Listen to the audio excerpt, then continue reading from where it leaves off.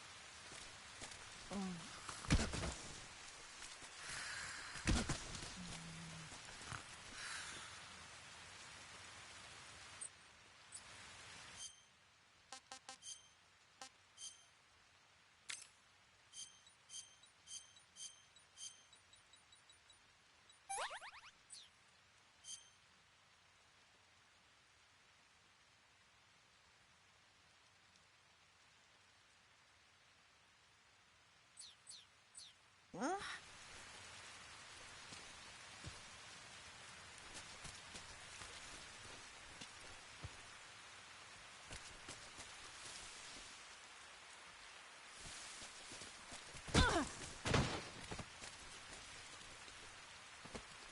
What are you doing?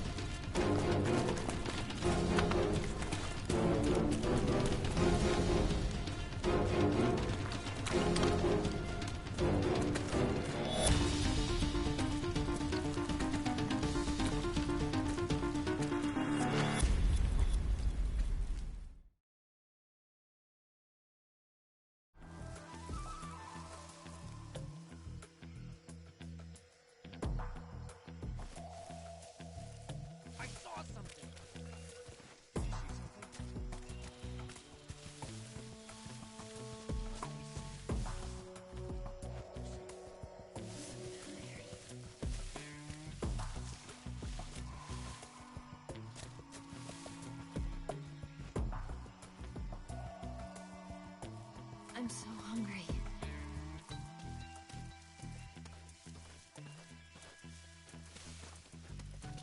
There's something out there.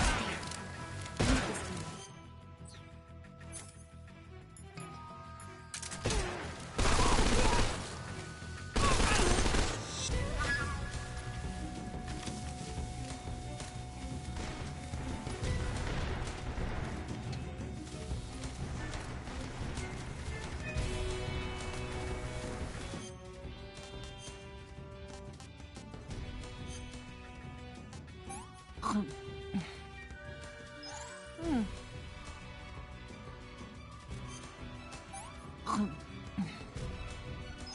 This tastes like crap.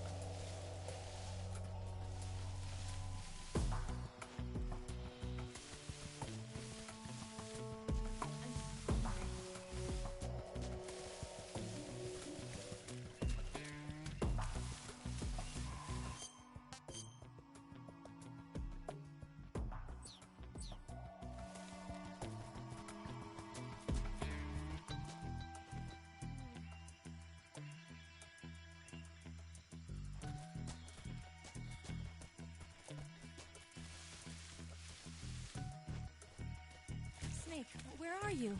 Snake.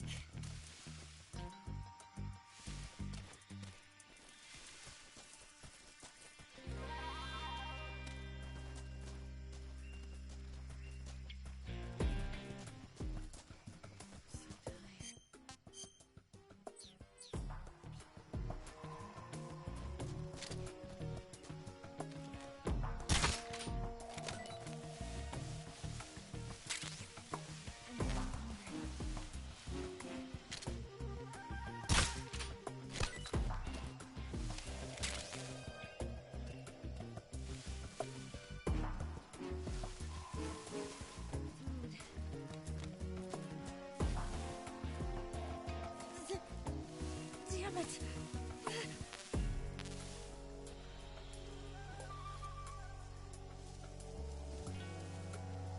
Just let me rest for a little bit.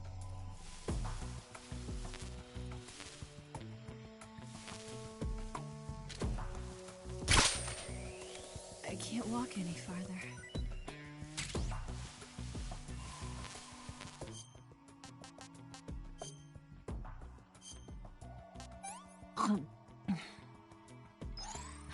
Can I have seconds?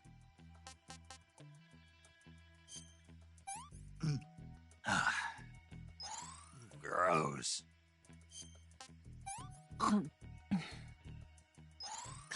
Yuck. What did you give me? I can walk.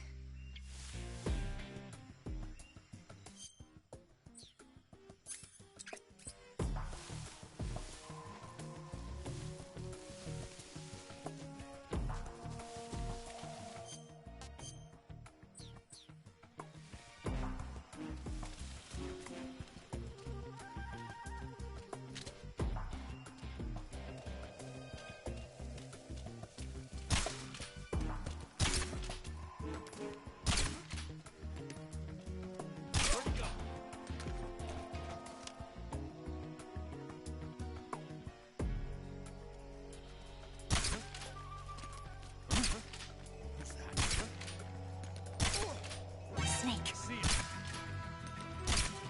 Get out of the way.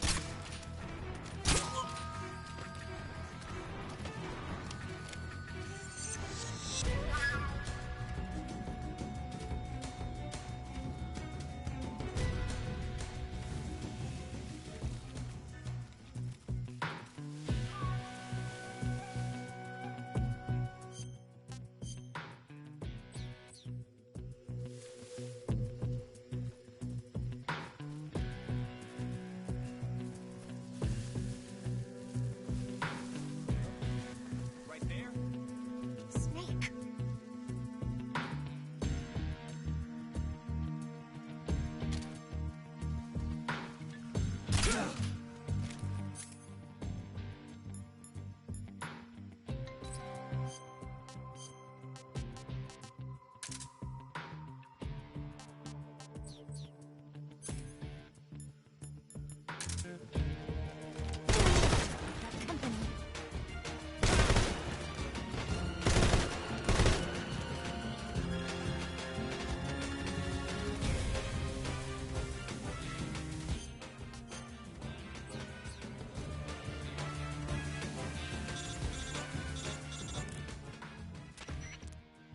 Snake, the lake is just over that cliff.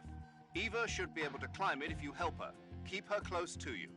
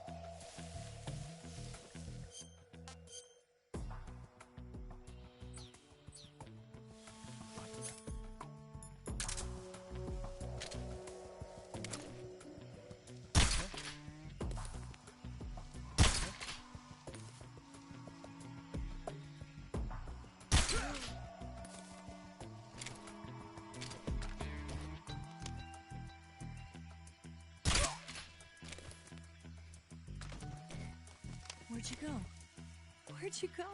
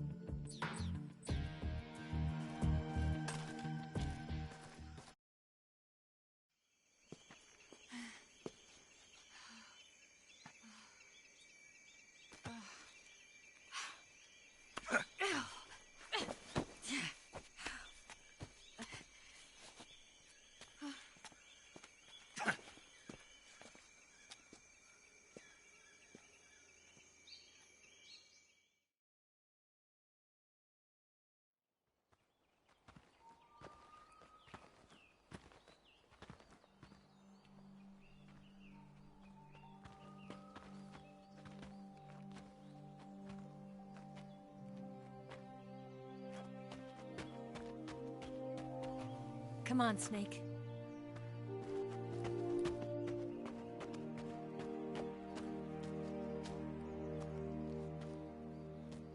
We made it.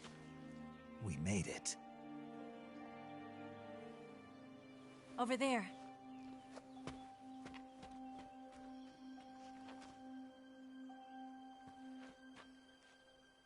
It's the boss, isn't it? I'll go get the wig ready to take off. Right. I'll leave you two alone. But come back in one piece, okay?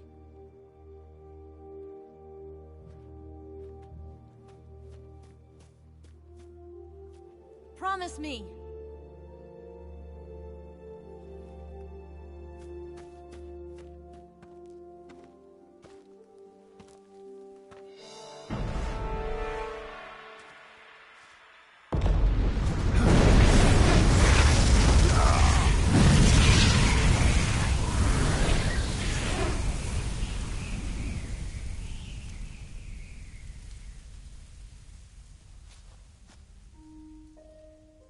Life's end. Isn't it beautiful? It's almost tragic. When life ends, it gives off a final lingering aroma. Light is but a farewell gift from the darkness to those on their way to die. I've been waiting, Snake, for a long time. Waiting for your birth, your growth, and the finality of today. Boss, why are you doing this? Why? To make the world one again. The world used to be whole. But with the end of the Second World War, the philosophers began to fight amongst themselves, and the world was torn apart. The Cobras, my comrades who trained and fought alongside me, were torn apart as well. The foibles of politics and the march of time can turn friends into enemies just as easily as the wind changes. Ridiculous, isn't it?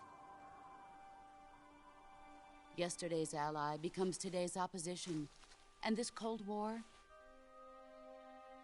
Think back. When I was leading the Cobras, America and Russia were fighting together. Now, consider whether America and Russia will still be enemies in the 21st century. Somehow I doubt it. Enemies change along with the times, the flow of the ages, and we soldiers are forced to play along. I didn't raise you and shape you into the man you are today just so we could face each other in battle. A soldier's skills aren't meant to be used to hurt friends. So then what is an enemy? Is there such a thing as an absolute timeless enemy? There is no such thing, and never has been. And the reason is that our enemies are human beings like us. They can only be our enemies in relative terms. The world must be made whole again. The philosophers must be reunited. I will devote my skills to that purpose. And with the Colonel's money, I will achieve that end. Just as I once created the Cobras. They are my family. I may no longer be able to bear children, but I still have a family. It was November 1st, 1951. I was in the Nevada desert participating in atomic testing. The name Nevada is derived from Spanish, covered in snow, white as snow. And snow is exactly what I saw in that Nevada desert. It froze my blood white. Snake, you were an atomic test subject, weren't you? On Bikini Atoll.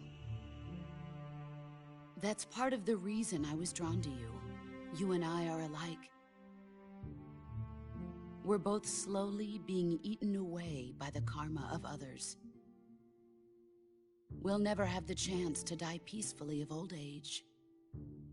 We have no tomorrow. But we can still have hope for the future. In 1960, I saw a vision of the ideal future from space. 3 years earlier, the Soviet Union had succeeded in launching Sputnik, the first man-made satellite in history, into orbit. This came as a huge shock to the United States. In response, America threw everything it had into its own manned spaceflight project, the Mercury program. Even as the Soviets seemed poised to send their first man into space, America was still experimenting with chimpanzees and rockets. The government wanted human data. So they secretly decided to send a human being into space. I was the one they chose. At the time, they didn't have the technology to block out cosmic rays, and whoever they sent up would inevitably be exposed to heavy radiation. That's why they chose me. After all, I'd already been irradiated once. Of course, you won't find any of this in the history books. I could see the planet as it appeared from space. That's when it finally hit me. Space exploration is nothing but another game in the power struggle between the US and the USSR. Politics, economics, the arms race, they're all just arenas for meaningless competition. I'm sure you can see that, but the Earth itself has no boundaries. No East, no West, no Cold War. And the irony of it is, the United States and the Soviet Union are spending billions on their space programs and the missile race, only to arrive at the same conclusion. In the 21st century, everyone will be able to see that we are all just inhabitants of a little celestial body called Earth. A world without communism or capitalism, that is the world I wanted to see. But reality continued to betray me. In 1961, I was sent to Cuba, to Bahia de Cochinos. It was part of a CIA-sponsored invasion under the guise of taking Cuban exiles back to their country. But the US government betrayed them. Our weak-kneed president held back their air support. Defenseless, the exiles were annihilated by the Cuban army. All I could do was watch in silence. I was set up by the very country I'd sacrificed so much for, by the very government I dedicated my life to defending. I was driven from the surface world, and I went underground. Then, 2 years ago, I faced the Sorrow, my old comrade in battle. He was my friend. But one of us had to die. I was left with no choice. The Sorrow gave his life for me. There is no enmity between us. One must live, and one must die. That was the mission. The ones who gave me that mission were the philosophers. Early in the 20th century, the true holders of power in the United States, the Republic of China, and the newly formed Soviet Union gathered together in a secret meeting that would later be known as the Wise Men's Committee. The secret pact they formed there marked the beginning of the philosophers. But the last of the original members died in the 1930s. After that, the organization began to run out of control, and the Wise Men's Committee degenerated into a mere shell of its former self. The philosophers of today have no sense of good or evil. Their influence extends to countries and organizations involved in every aspect of every war. They have become war itself. That's how they operate. The sacrifices of war cause a shift in the times. This shift leads to renewed conflict, and in turn triggers the next war. Like a nuclear chain reaction, each conflict sparks countless others, forming an endless spiral that will continue on for eternity. Do you understand what I'm saying, Snake?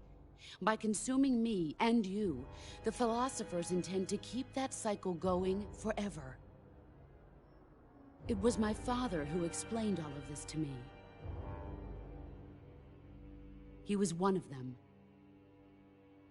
You see, I am the last remaining child of the philosophers. But after he revealed the truth, my father was killed by that same shapeless, formless organization. And my father isn't the only thing the philosophers have taken from me. In June of 1944, the Cobras and I took part in the landing at Normandy. We'd been given a top-secret mission to locate and destroy enemy V-2 rocket installations. I was pregnant at the time. The sorrow was the father. I gave birth on the field of battle. A beautiful baby boy. But my child was snatched away from me by the philosophers.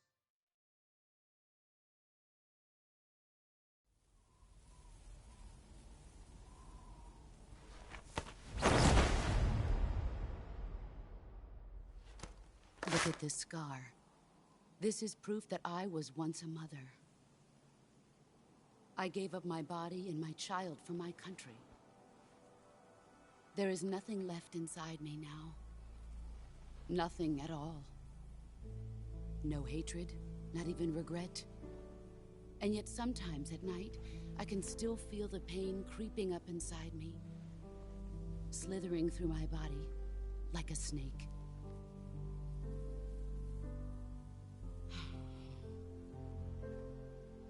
I've never talked this much about myself before.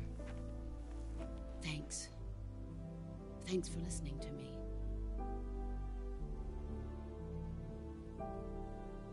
I feel content. Snake? Commence the operation. I raised you. I loved you. I've given you weapons, taught you techniques, endowed you with knowledge. There is nothing more for me to give you. All that's left for you to take is my life, by your own hand. One must die, and one must live. No victory, no defeat. The survivor will carry on the fight. It is our destiny. The one who survives will inherit the title of boss. And the one who inherits the title of boss will face an existence of endless battle. I'll give you 10 minutes. In 10 minutes, MiGs will come and bomb the hell out of this place. If you can beat me in less than 10 minutes, you'll be able to escape in time. Let's make this the greatest 10 minutes of our lives, Jack. Boss. You're a soldier. Finish your mission. Prove your loyalty. Face me.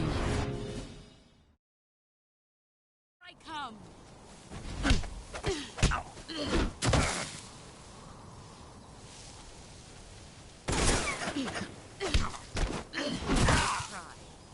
All these years and still nothing.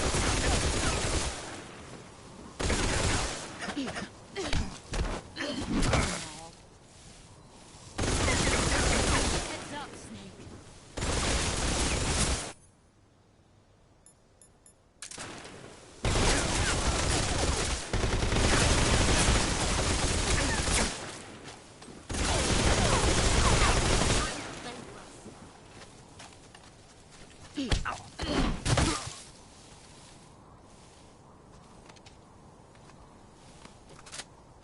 I'm disappointed.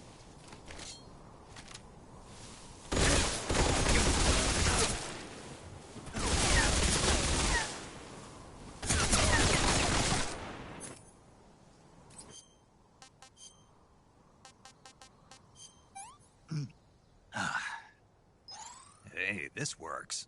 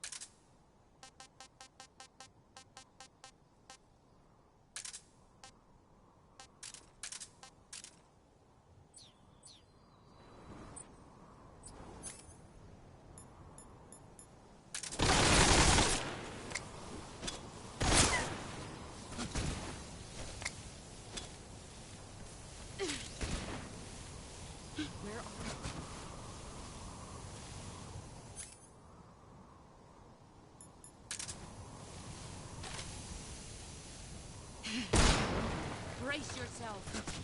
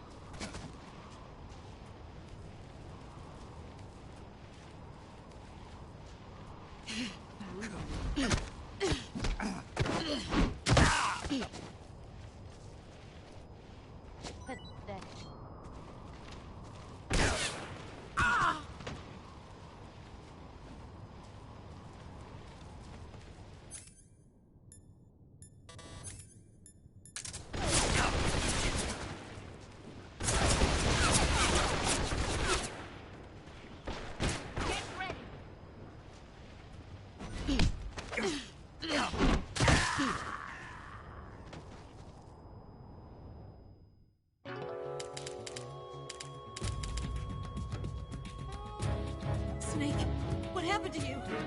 Snake? Snake!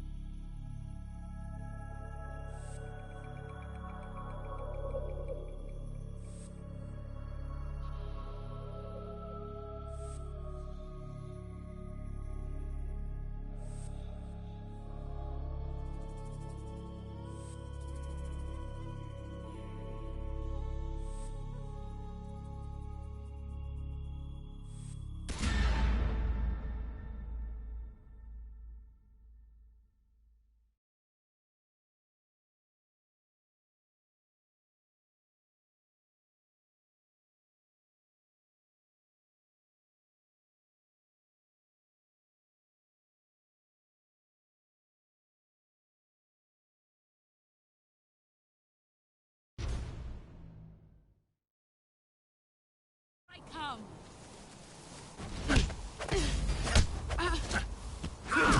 Excellent, Jack.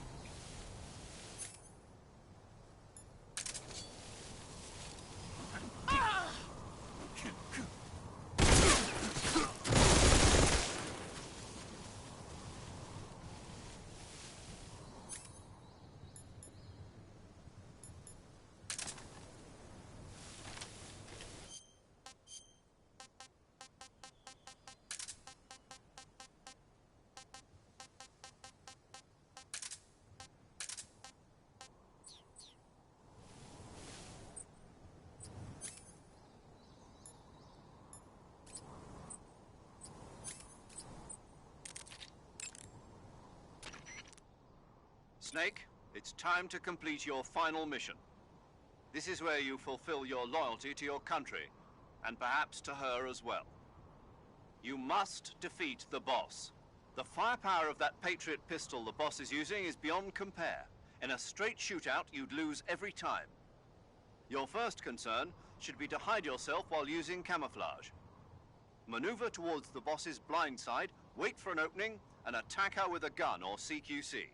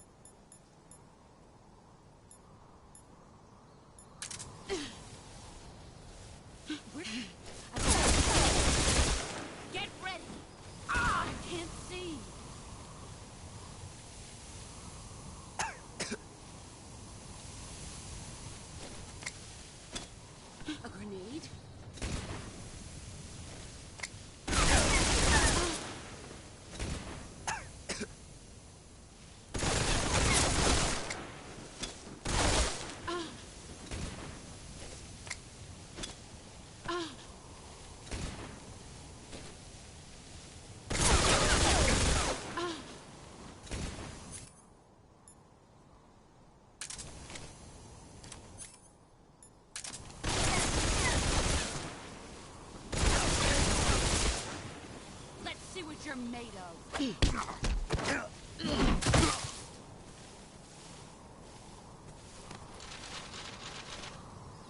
Is that all you've got?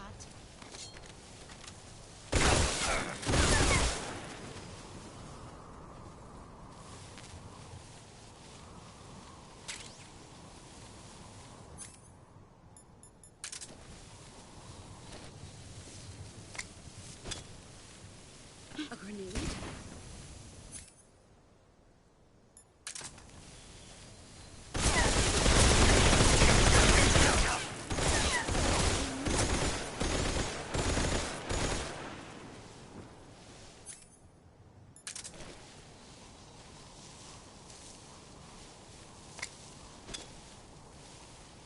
I can't see.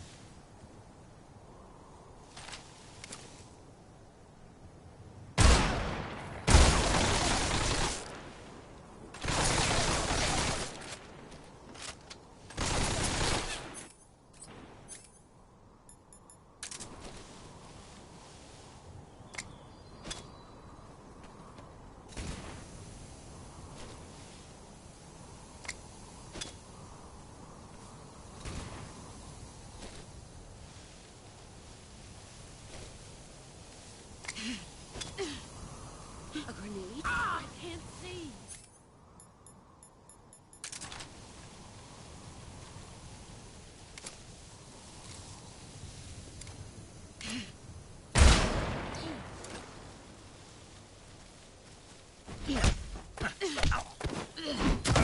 Nice try.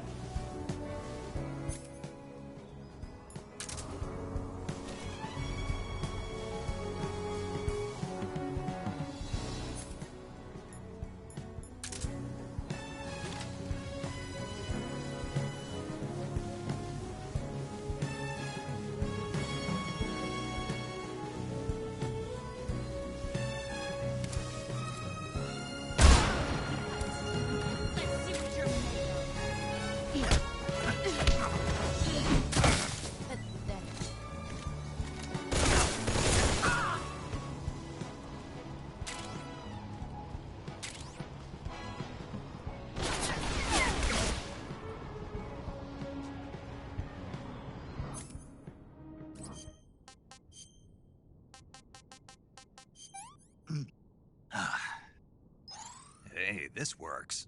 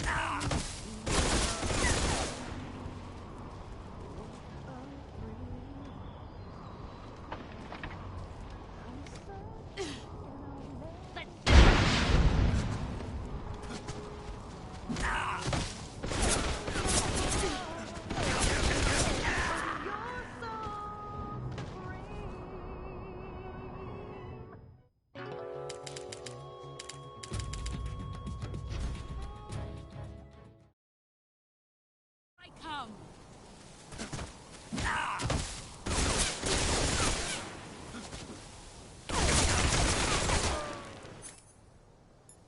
Get ready.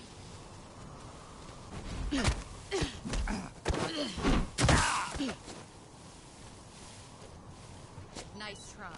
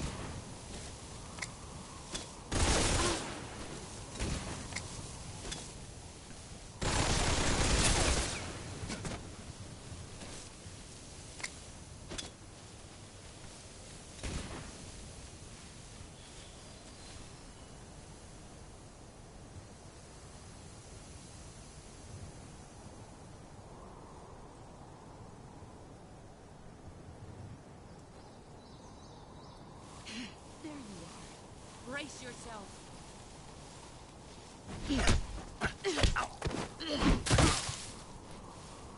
Pathetic. Move.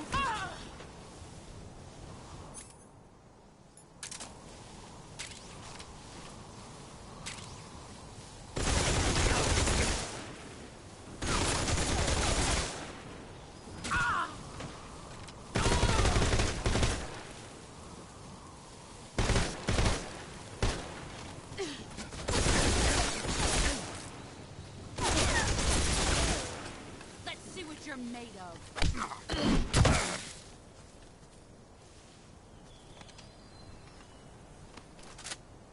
Pathetic. 5 more minutes.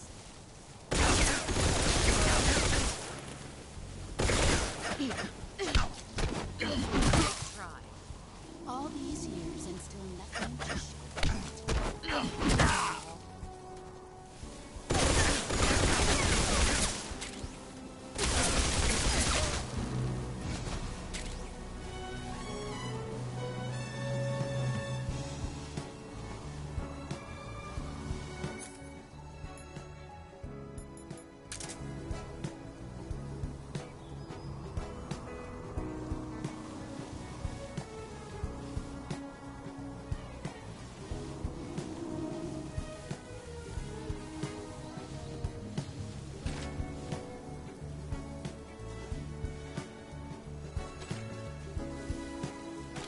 Brace yourself.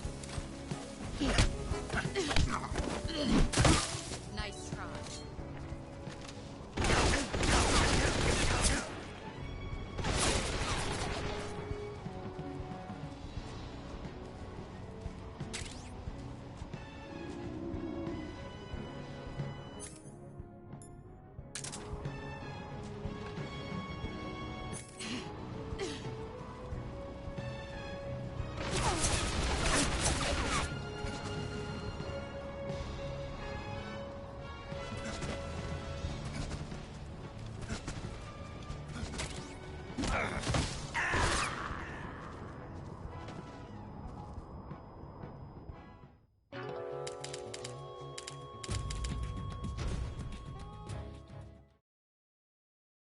Come.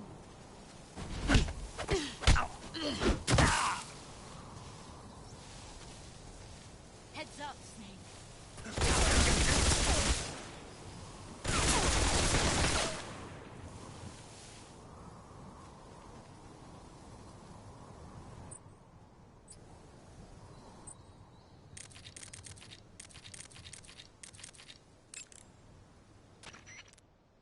You want to save? I'll get right on it.